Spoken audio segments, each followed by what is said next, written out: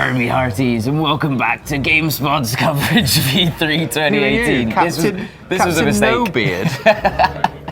My name's Oscar Davis. I'm joined by Dave Jewett. Hello. How are you, Dave? I'm very well. How are you doing? I'm very well. I've just been to check out Skull and Bones, which I know you've played as well. Great game. Is it a budget Assassin's Creed 4? Because that's what we all thought when we saw it revealed, right? No. No? Absolutely not. Okay, that's what I thought. For me, it's taken like the best parts of like the ship combat from Assassin's Creed Black Flag, the piece of the game that took everyone by surprise and everyone spent like way more time in it than they thought they would. It's taken that as like the bare bones and expanded on it to a huge degree. Like the world, the combat, how things control, the variety of ships, the atmosphere. It's just like that whole gameplay segment from Black Flag was mere blueprints, and now it's just exploded out of control, and I bloody love it. From what I've seen, the combat seems a lot more deep than what we saw in Black Flag. Is that a fair comment, would you say? Yeah, definitely. There's things like if you're aiming your front cannons, bow, stern, whatever. You fire chain. That's all of it. You fire chain shot, which can disable masts. When you're broadsiding, you can do critical hits when you're hitting like on things like the waterline. Ships have their own unique abilities. Like one of the ships could use a battering ram. One ship's like super armored. I use that one. That one is really fun. Charging at an opponent. It reminds me of like weirdly, the Bayonetta in Call of Duty World War II. Bayonet. Did I say bayonet? Bayonetta. You said Bayonetta. Oh, right, yeah.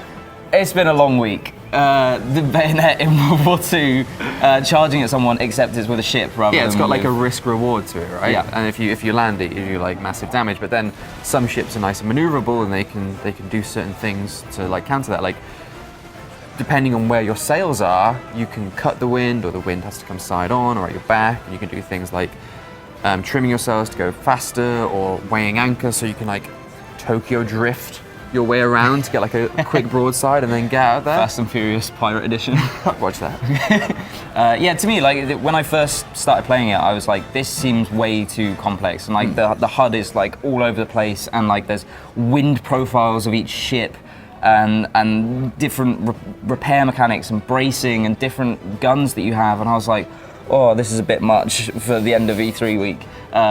But actually, when you realise what's going on, you notice that that's actually just a very deep combat system, right? And the moment-to-moment gameplay is incredibly complex, but hopefully that will give it the longevity that I feel like this needs, because at the moment we don't really know enough, I don't think, about the meta game. Like, I enjoyed the moment-to-moment stuff, but I don't really know what the sort of overarching goal is. Well, I think it's the same with a lot of Ubisoft multiplayer games. If you take Rainbow Six and For Honor, for examples, they're both very satisfying to play at an entry level. Like, it's satisfying to get kills, it's satisfying to clash swords, and it's satisfying to fire cannons in the ship.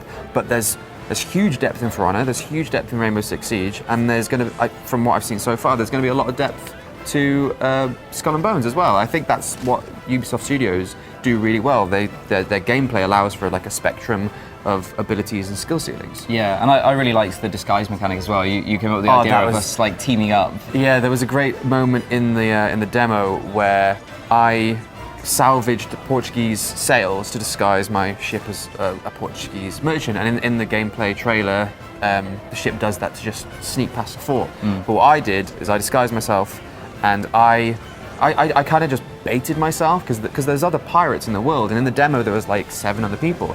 And slowly but surely, this other player, it said like player 8 above their head, was closing the gap to me, and they just thought I was AI. And then all of a sudden it was like about turn, full broadside, rocket barrage, ramming speed, and the guy in the demo booth next to me screamed, because it was just like a surprise attack out of nowhere. And it's like that silly thing you can do, and it's just that, again, it's another layer of depth, and that was one demo. I'm looking forward to seeing what other weird and wonderful stuff we can do, like when people team up, when you get clans together, when you get ships together, when you can betray people.